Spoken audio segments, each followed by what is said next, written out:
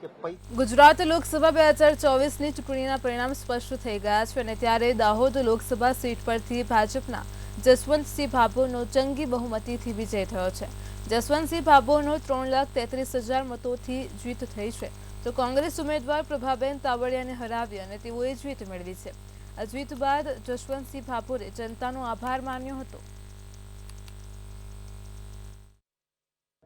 અને 10 વર્ષમાં મતદાર ભાઈ બહેનો અને પાર્ટી અને બધાએ અમારું કામ જોયું છે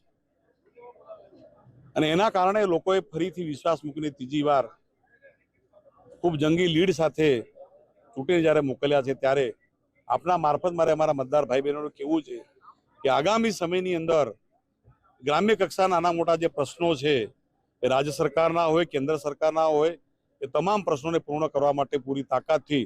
ખંતપૂર્વક કામ કરશું એવું આપના મારફતે અમારા મતદાર ભાઈ બહેનો અમારે કહેવું છે।